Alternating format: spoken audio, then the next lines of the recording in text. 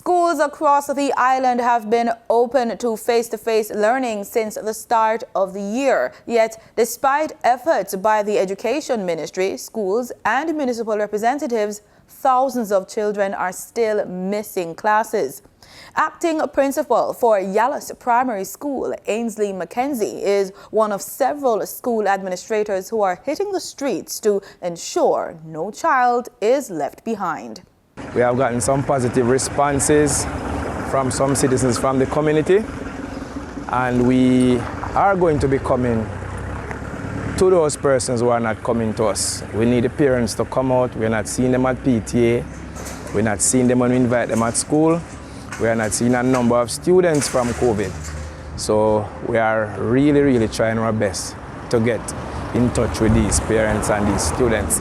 Mr. Mackenzie and his team have been taking time to visit homes in surrounding areas to get in touch with students, informing parents that support is available to get the children back in class. He says the initiative began as efforts to save boys displaying delinquent behavior, but it has expanded. As time goes by, we'll extend to other communities and we'll spread our wings and we'll continue to work hard so that our students can get a solid education.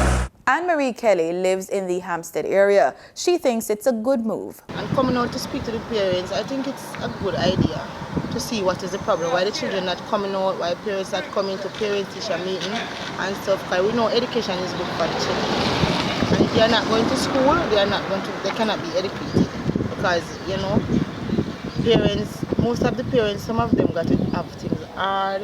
Sometimes some can't find it, sometimes some can't find it. Pastor Leroy Moore is part of the team. This exercise was a very wonderful one. This parent says he's touched by the visit. It's not everybody gonna reach out and come at the school and state them problem, but we don't know what go on because we don't live in the community. But we were in the community now, we can show you, say, all right, she's really unfortunate, that's why she now come out. These are the problems. So we don't really like that. A long time I don't come to parents-teacher meeting, and me don't want to be the first one to step up.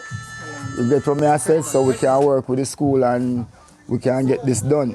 Because education is the key. After months of searching for thousands of students missing from the classroom via its Yard-to-Yard Find the Child initiative, ministry officials have reported that more than 20,000 children are still not attending school.